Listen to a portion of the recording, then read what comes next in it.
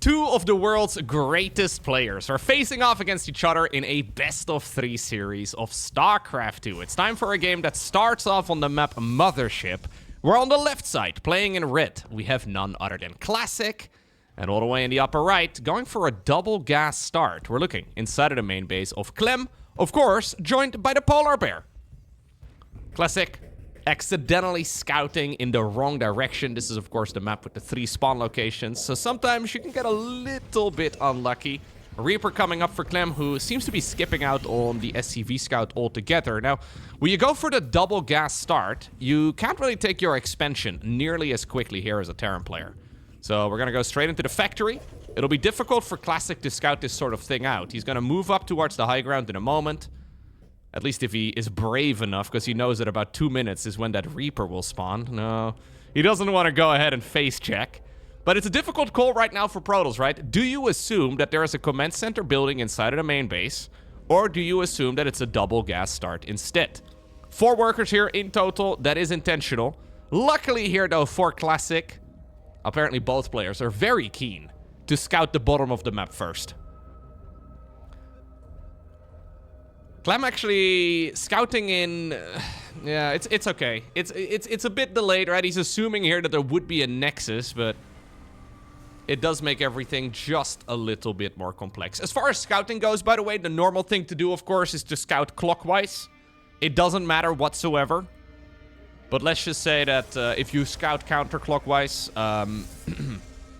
you may be setting yourself up for disaster. I'm not a very superstitious person, but you do run into issues real quick. Now, I like this here from Classic. Following this up with... well, he started with a Stalker, but following it up with a pretty quick Sentry.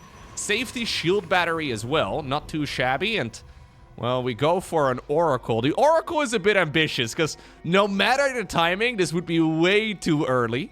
Classic is still gonna get spotted here. Clem knows that that must be an hallucination at this point, but I do quite like it. There's always the chance that the opponent gets a bit of a fright.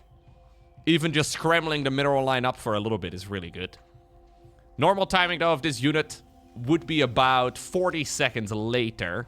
So Clem will know, of course, when this is a problem. Still trying to deal with it, trying to make sure that there's not too much scouting information gained.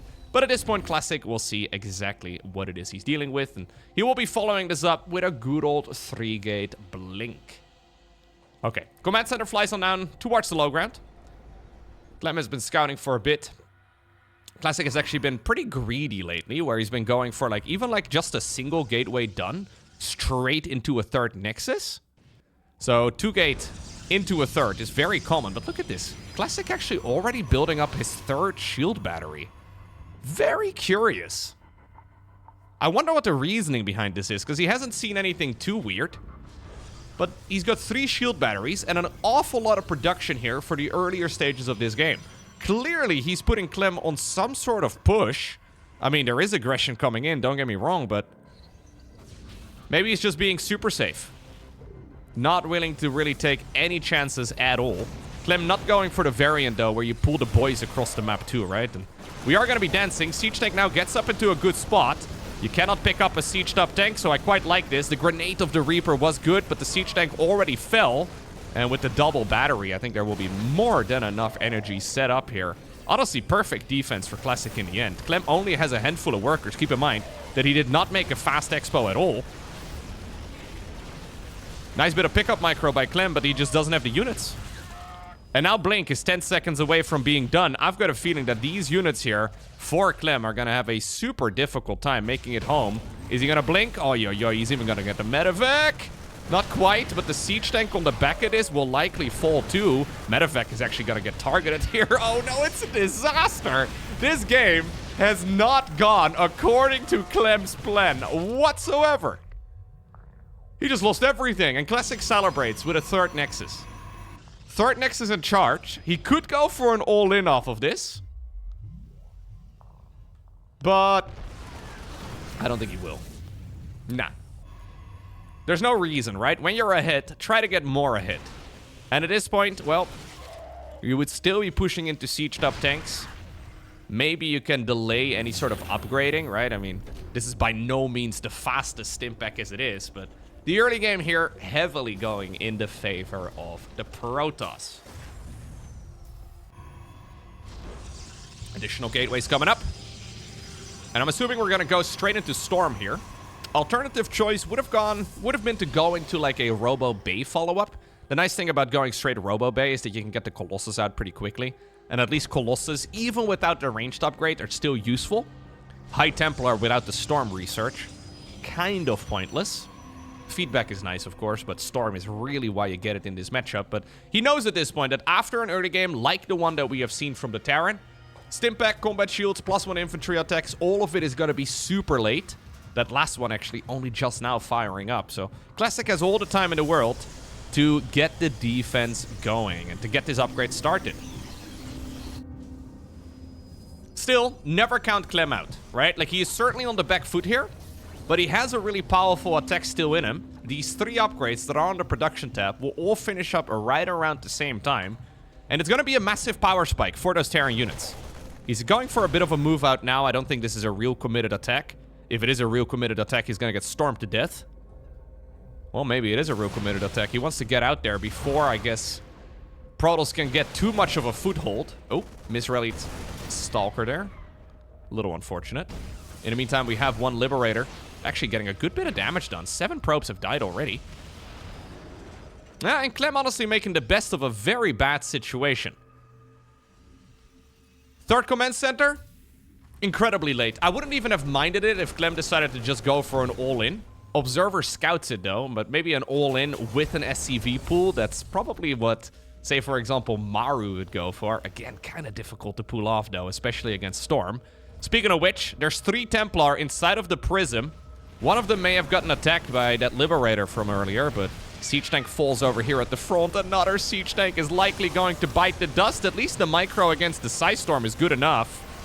Some of the units will be able to make it out, but this is all very disjointed. Storm to get that Terran army to back up one more time. And considering how this game started, it doesn't feel that bad here for Clem. His eco is decent enough. His upgrades are pretty good, honestly. His army is still big. It's one of the advantages, of course, of the mules, and he's got that very quick reposition as well, thanks to the Medevacs. Drop in the main base right now, but in the meantime, speaking of drops, we have a drop inside of the main base of the Terran as well. 8 SCVs die incredibly quickly, and if the Zealots have any say in the matter, there will be more on the back of this too. The rest of the Protoss army, in the meantime, has warped back home, and yeah, this is a problem. There's not enough Terran reinforcements, and the 2 High Templar have decided to merge together and become an Archon. In the meantime, the rest of the Terran army has moved on over towards the 3rd base location, recall in this direction, and some of the Protoss troops will indeed be here. No High Templar with Storm in this section of the map, though, although there are 5 of them available. The Zealots are just tearing the mineral line apart, and that will be 39 workers dead for the Terran player, but the drops still continue, and they are putting in work. Looks like the High Templar, though, have eventually made their way towards the southern base. And while a lot of damage has been done here by Clem, I don't think it's enough to justify losing about 2/3 of your economy for. At least the orbital command finished, the 3rd one that is. A lot of chaos so far. Feels like this game is... I mean, we haven't really teched up very high yet, right? But we're 9.5 minutes in. Both players just ready to throw whatever they have at each other. Archon survives with just a little bit of HP remaining, although it might still die. No, just serving as bait, it seems. Medevacs are dangerously low. You can just target them down, easy peasy. Viking, though, is gonna die before the Stalkers inevitably blink backwards yet again. More Archons, I would imagine.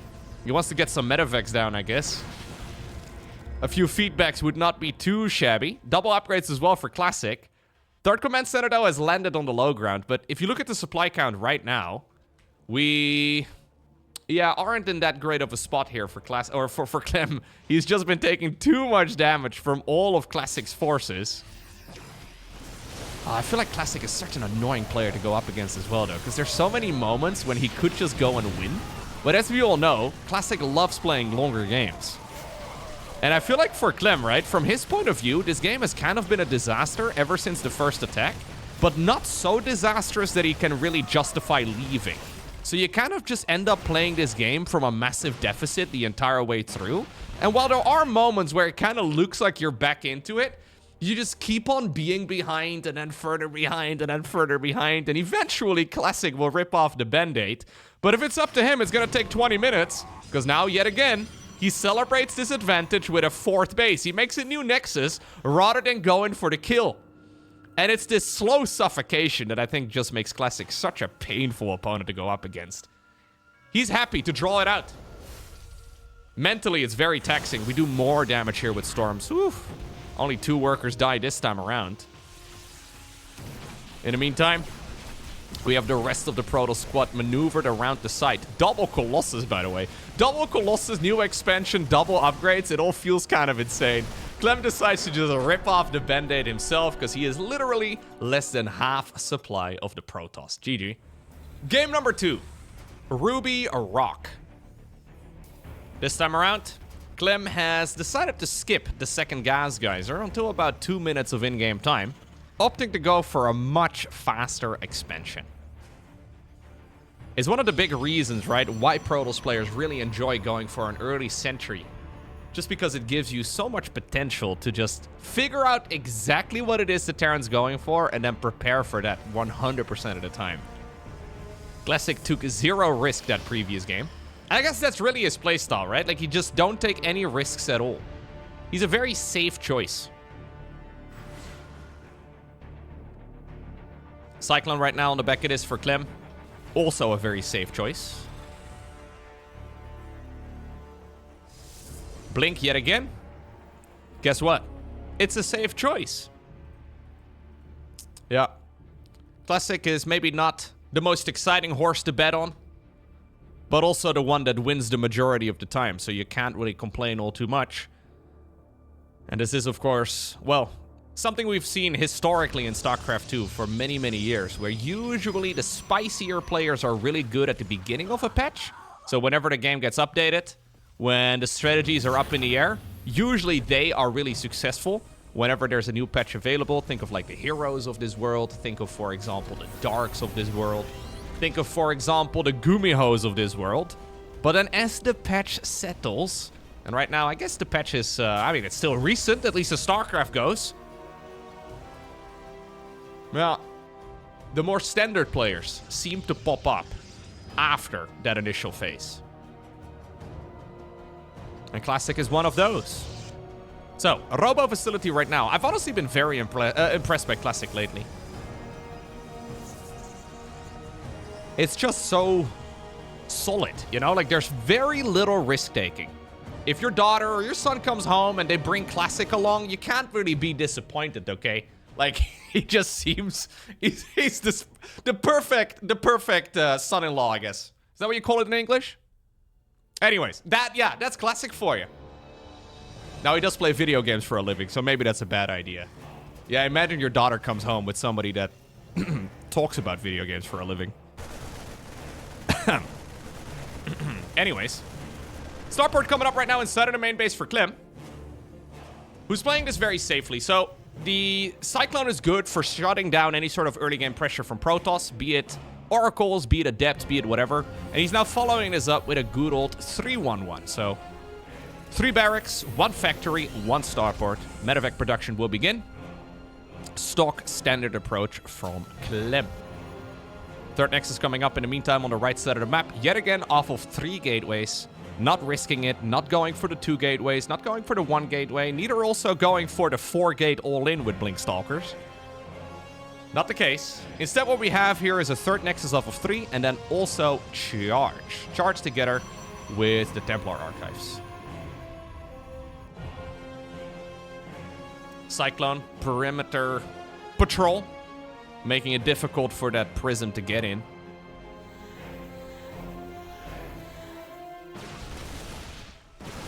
Blink is done, though, and we can dance. Prism is not as fast. It doesn't have blink. And maybe it'll die? No. So long, suckers. If War Prisms could smile, this one would have a grin from ear to ear. Now, we did get a Templar Archives, but he's not gonna get Storm, it seems. At least not yet. Probably just for Archon production for now. Really good, of course, in combination with Stalkers and then Zealots as well. Third command center, though, for Clem. He celebrates this early game with an additional 2 barracks. Because this time around, he lost very little. Yeah. 1 Marine and 1 Marauder only. 1 Adept and 1 Stalker only, though, for Classic. Make it 2 Marauders. Actually, no. He picked it up with the medevac. Yeah, just micro, guys. This game is not that hard. Just like micro and macro really well. Just press the buttons faster and more accurately too. And then scout out exactly what your opponent is doing. It's not that hard. All right, Storm on the back it is here for Classic. It's a big investment. It takes a while. Not nearly as safe a follow-up this time around, right? Like, if you compare it to the previous game, it kind of does feel like it's a bit more fishy. Storm is not going to be finished in time for this particular attack. There are a few Widow Mines. Big blink forward as well, trying to shut down the medevacs. The medevacs are the things that create longevity, but Clem's micro here is solid. He's not going to be able to get the Nexus, though. That's what he was dreaming of. Ooh, an additional blink. Ooh, an additional medevac. And that means we get the stutter step for a little while longer. And while stutter step is a very effective technique, it's also very APM intense. So, yeah, the micro here for Protoss is mostly a tech move, whereas the micro for Clem requires about 300 APM. And now, as this fight is indeed settling down, Psionic Storm is seconds from finished. Third command center being set up. I'm expecting a Ghost Academy. Cyclone still on perimeter control duty. You love to see it. But usually with the third base set up and running, that's when Terrans do secure the follow-up tech. And should be Ghosts every single time here. It's just the safest choice, not just against Templar and Archons, but also against Zealots. Clem is playing a little mini-game here in the top right. Also busy microing down south, though. 2 Marines versus 1 Marauder. Who wins? Turns out 2 Marines. That Storm is nice. He blinks after whatever he can hit. Yeah. And so far, while Clem's army is big, he's struggling taking a fight that is actually massively advantageous for him. Big warp in over here. Somehow, some way, this is just barely outside of the vision of Clem. Now, suddenly, though, the Zealot train arrives. And this is something that can become a big problem. Now, Clem might find himself stuck between the Zealots that are harassing and the rest of the Protoss army that is attacking from the other side of the map. Storm is trailing behind, though, but Storm is gonna land. In the meantime, those Zealots need to be addressed. It looks like the reinforcing Terran units, though, fresh out of the barracks, fresh out of the factory. And in case of the Viking, fresh out of the starport. They're the ones that took care of the Zealots. Second Robo facility together with a Robo Bay now for Classic. Getting his second source of splash damage going. But the Ghost production has now started up for Clem. Fires up to 2-2 as well. More Storms are going down, though.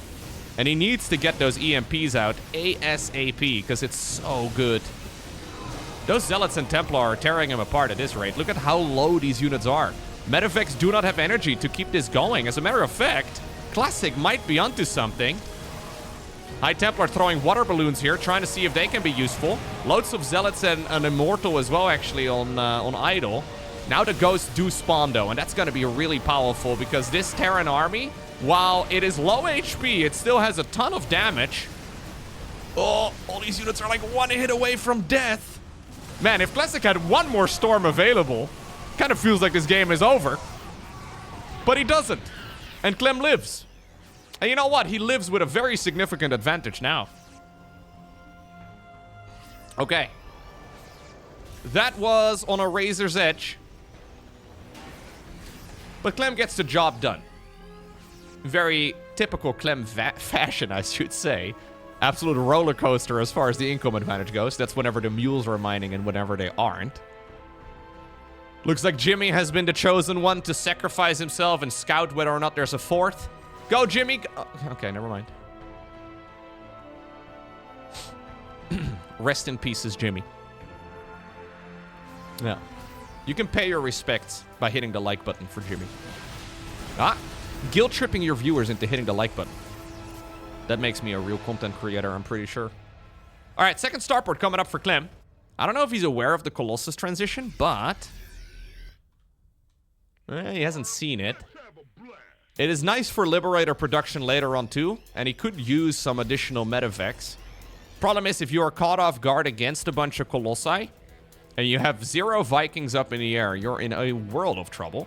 It's very common these days for Protoss to make 4, sometimes even 6 Colossi at one given time. And you do need about a dozen Vikings against that sort of number. Maybe more, because otherwise you just run into problems. 2-2 is done now, though, for Clem. He could line up a big attack, but it looks to me like he's using this as just like a stepping stone towards an even bigger army. 4th Command Center flying on over. This one will probably get a planetary fortress upgrade, and I can imagine, yep, there we go. 3-3 indeed fired up here for Clem, so that's very good work. 4 base versus 4 base, though, always favors Terran in this matchup. Protoss is usually the faction here that is 1 base ahead. So just having an additional base up here as a Terran player, having an even number of bases up as a Terran player is phenomenal. So Clem doesn't really feel a lot of urgency. The only problem here that you run into as a Terran player, and that is the only problem, is that this late game Protoss Bowl is going to be way more complex to deal with than what we have been seeing early on. Multiple sources of splash damage. We have force fields, storms. We've got a load of stuff here. Zealot warpins inside of the main base also can just tear your attention apart. But Clem is very good at playing the late game. Fusion core coming up now because of it. Extra command centers are building now as well because of it. All right, let's see. Because even if the theory is strong here for Terran, the execution's really hard. EMP to start this off, not bad. Loads of Vikings up in the air indeed, starting to chip away at the Colossi. And one of them has already crumbled. He wants to get an EMP off on those Templar. Vikings once more trying to get within range. Classic though maneuvering his Stalkers in front of the Colossi, so he can potentially shut down a few of those Vikings. But the positioning here of Clem is excellent. He's trying to get some EMPs. Likewise, we're trying to get some feedbacks. Good storms once again. But the energy of the Templar has depleted. So Clem is going to have to... Or sorry, Classic here is going to have to retreat.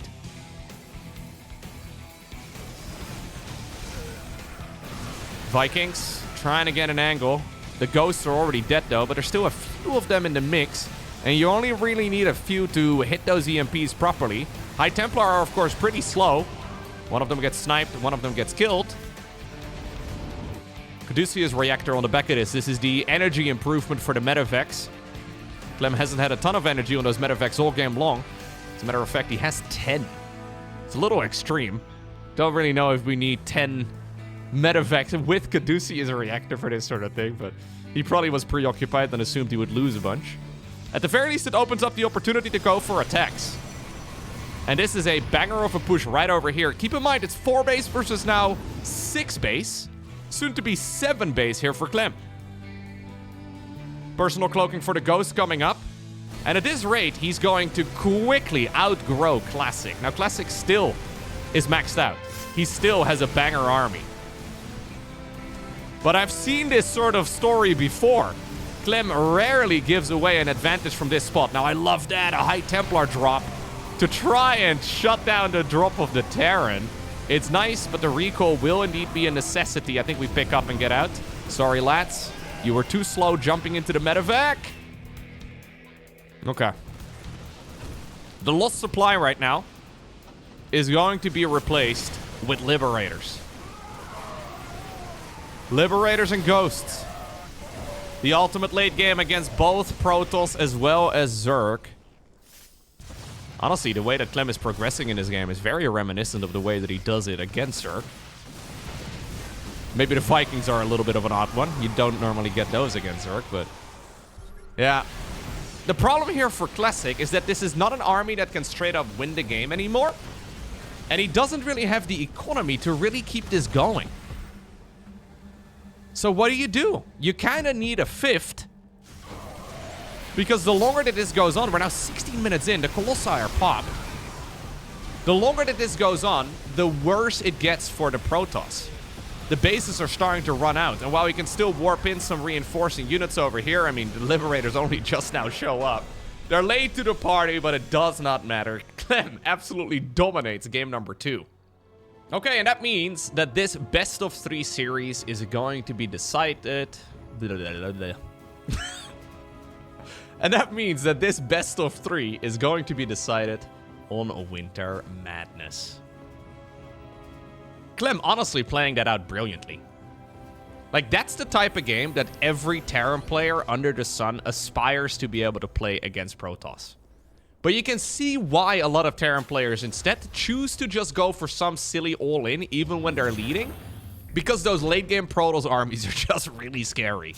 The warp-ins can just catch you off guard, and then if you're busy microing against the Zealots in your main base, suddenly your army gets stormed, or there's a disruptor that flies across the screen, or maybe your Vikings are on idle for a little bit, and the Stalkers get underneath, and you can fall apart so easily. It is so easy for Terran to be a hit, and then, yeah, to no longer be a hit. It's a common experience. Beautiful game, though, by Clem. So let's see what we can do right here on Winter Madness. Do we have a different approach entirely? Well, thus far, doesn't seem to be the case. Looks to me like it's a triple, yep. A triple barrack start, and then, of course, that Cyclone with a delayed second gas geyser to get that faster command center on the low ground. Whereas in the meantime, on the other side of the map, it is a Blink Stalker build. Triple Gateway here for Classic, together with a Robo facility. Okay. We're basically doing a copy of the previous early game.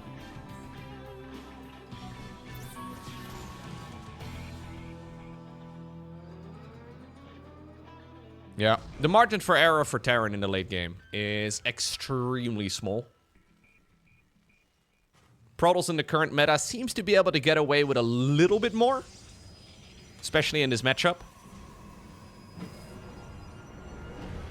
But I guess it's mostly because the Protoss units are more well-rounded. A lot of the Terran units feel a little bit more specialized.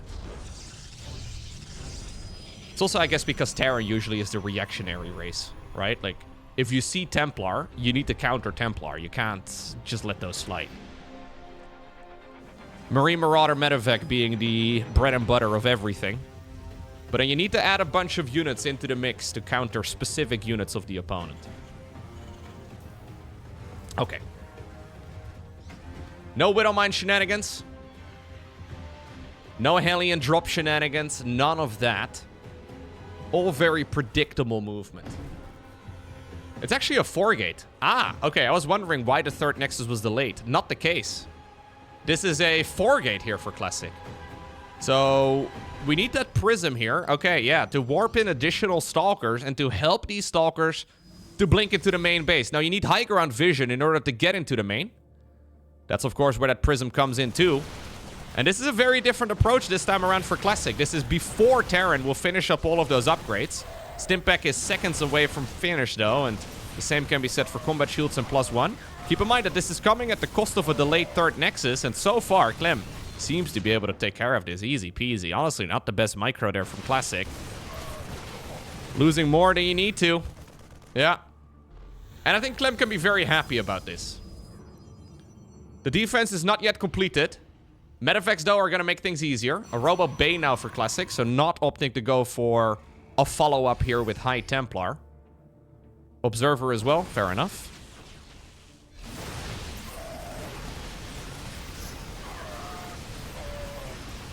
Yeah, it's not really a fight you can take, Classic. It's, I mean, you have nice units. They are technically very mobile, but when the Medevacs hit the battlefield with a triple gate or a triple Rex opener, rather, it just feels like these type of attacks are kind of pointless. The problem is, Classic is doing this off of a smaller economy than Terran. Now, keep in mind, of course, that Clem doesn't have a third command center of his own. He starts one up right now. I would love to see the +1 armor maybe start up as well for him. It's important not to get carried away, I guess, with the Stalkers. And likewise, it's important not to get carried away with the Stalker defense here either. Ultimately, it is just a gigantic skill check, but Classic is going to test the waters here with a little bit of Stalker harassment. I love the Widow Mine positioning. Widow Mines just burrowing together so they can kill a prism together. It really creates a bond. Yeah, it's a beautiful thing. All right. Command Center. About halfway done at this point. Ranged upgrade for the Colossus coming up as well. And then we have the additional gateways on the production tab here for Classic. Now that the third base is mostly saturated. This map is good, by the way. I always like Winter Madness. Seems to be a very popular map lately. I've seen some people complain about it in the YouTube comment section because the map is light mode. Apparently, this map is not ideal if you're watching videos on the living room television at 3 a.m. and you don't have any other lights on. And you have your computer calibrated or your screen calibrated to 100% brightness. Apparently, this map is a bit of an eyesore at that point, but I think the layout... and honestly, the legibility is excellent. Man, we're actually so spoiled with maps these days. I know I say that all the freaking time. Oh, what the hell was that blink? Okay. The maps in StarCraft are so good these days. The map makers really have been doing an excellent job over, well, really the history of StarCraft, but especially the last few years. They've been stepping it up. I'm not sure exactly what the reason for it is. I feel like the amount of people participating in the map contest tournaments, I think they've gone up quite a bit since COVID. I guess there's a lot of folks out there that were kind of bored at home and decided, you know what, I'll boot up the StarCraft 2 editor, give it a shot. Maybe see if I can have some fun.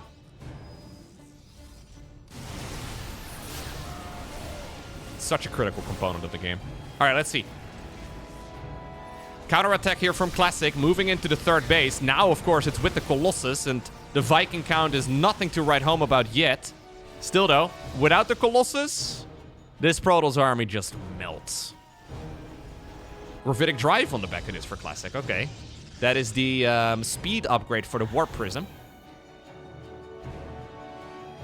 Okay, we have Gravitic Drive together with Disruptors. This is, I guess, the StarCraft equivalent of Reaver drops, right? This is this is what we do. I do love Reaver drops very much. Clem sending out this little hit squad again. He's been doing this more and more lately. So I was a little confused by it when I saw it for the first time, but it's actually brilliant. So, in the most recent balance patch, they changed what the Liberator sees. So the Liberator's vision is a little bit smaller when it's sieged up at its maximum range. So in order to actually shoot over here, you need to either, like, I don't know, throw down a scan or get another unit that provides vision. So we have the Prism over here to provide the vision to allow the Liberator to shoot at its maximum range. And this base, because of it, is entirely disabled now. Now, actually, one of the reasons they've changed it is not so much because of balance, but because of map design. In the past, you could not really make these sort of pockets and make it balanced. Ooh, somehow, some way that probe made it out. I feel like whenever a queen tips toes within range, it is always going to be dead, but... not too shabby. Medevac, Prism, Liberators, Disruptors, Marines, Marauders. What are the unit names anyway? Classic actually forced to now build up that Stargate because of it. Okay. And while the Phoenix is gonna shoot us away, it was a lot of lost mining. And obviously a forced Stargate as well. You would expect after casting... how many games do you reckon I've casted? I know I recently passed the 5,000 uploaded videos on my main YouTube channel. I don't know. Safe assumption that at least like 80% of those are StarCraft casts. I've done quite a bit of casting as well for, you know, other channels, different tournaments. I don't know. Anyways, one day I will learn every single unit name. But today is not that day. And I'm pretty sure Marauders will always be immortals to me and vice versa. Yeah, I think that ship has sailed. Fusion Core coming up right now for Clem. +1 as well, researching. He'll be aiming to get up towards those Liberators once more. He's building up the command center count again. And he is trying to play a repeat of the previous game. Classic, though, with a much more comfortable eco this time around. Keep in mind that in the previous game, he struggled getting a 5th up. He's already got a 6th going, and he's queuing up a 7th base.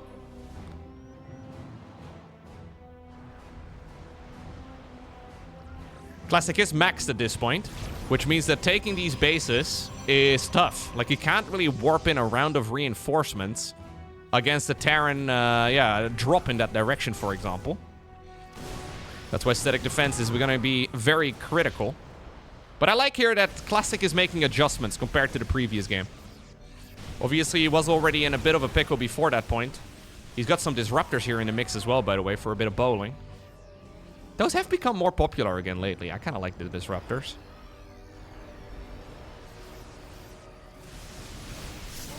Ooh. I don't know if we really want to be fighting, but he decides to just take the chance. You know what? Clem may not have expected this either. Zealots are storming on the left side of the fight here, but I think ultimately Classic is going to have to go home. He does have 14 gateways, though, and with 14 gateways, he warps in 14 Zealots. Still, it is an overextension. Classic did not really need to fight there, but he decided to pull it off anyways. He knows that his eco is big compared to the Terran, so he is planning on swarming the Terran player using Protoss. Taking a page out of the Zerg's playbook. He's doing this off of only 78 probes, though. Usually, if you want to beat a gateway man, you do it off of, like, closer to triple digits at the very least. I wouldn't mind it if Classic actually decided to make a few rounds of probes. Yeah, okay, he does. Thank you for making me look smart, Classic. I appreciate that. I think he just realized that his worker count is not that big. Making a round of probes here makes a lot of sense. Ooh, fleet beacon too at the same time. Okay. Advanced ballistics for Clem, who now finds out about this base in the bottom left, but of course Classic did lose a bunch of supply, so he can use some of his warp-ins to shut down the aggression. And right now the clock does feel like it is ticking, right? If you're Clem. Because you know that Protoss probably has all the bases taken. And it doesn't really matter so much if you can build up the Death Ball, but Classic is making a step in the same direction to try and get up to a Death Ball. And if you want to push, there's going to be Zealots all over the map. There's going to be Disruptors left, right, and center. There might still be some Storms. It is not so easy. Plus, as a Terran player, your units aren't really as mobile. It's difficult to really defend all of the choke points. Planetaries are nice. Static defense is nice. And, well, let's just say mules are good, too. That's a lot of income. But Classic still has so many freaking workers. 91 right now. Clem, at the funny number for Gen Alpha. Hahaha, Gen Alpha. 69 is funny, okay? 67, no! Ooh, nice detonation over there, though. And more Disruptors are joining in the fray. Clem does target one of them down. Classic trying to see if he can get a repeat of the previous fight, I suppose. Didn't really go according to plan at the time, but he just had so much money. Oof. Classic loves bowling, evidently.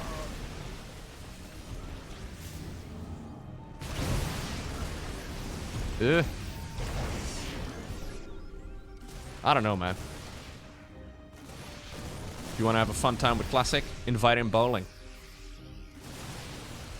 Zealots going in around the back. The splits are pretty good. Backing up through the choke point as well. Maximum EMP value.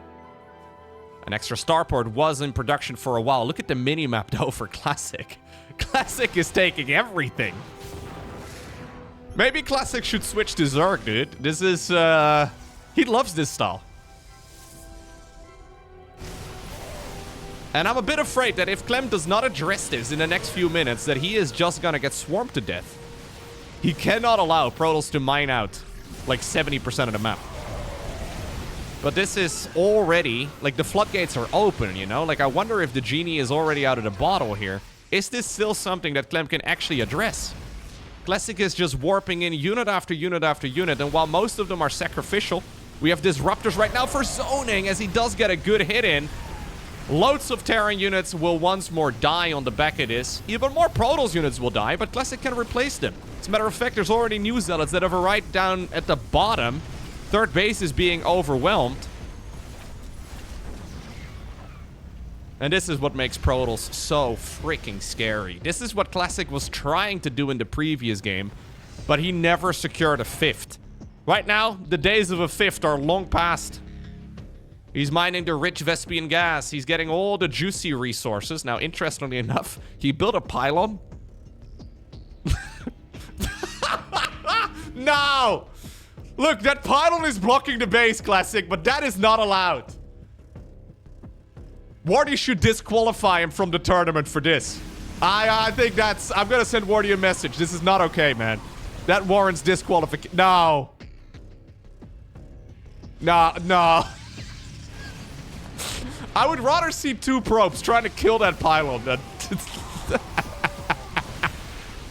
I love it. Classic doesn't care, man.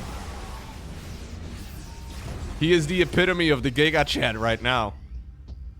Following this up with 3 Colossus as well. Just sending them in.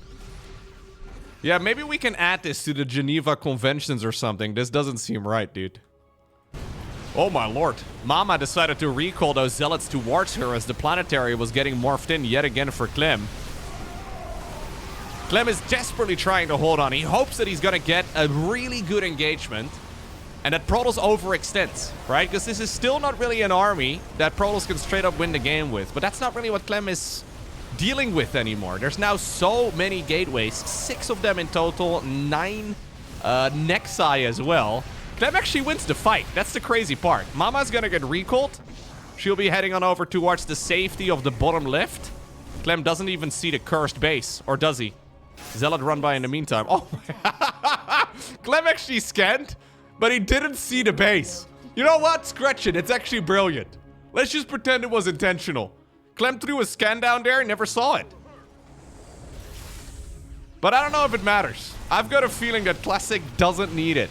He doesn't even have the workers to be efficiently mining this. Oh, mistake here made as well by the South Korean Protoss. But look, we are now talking 91 probes versus 36 SCVs. We're talking a Protoss with a near infinite bank and so much income that Clem just can't stop the swarm. It's... yeah, it's sad for him. Interestingly enough, this is exactly...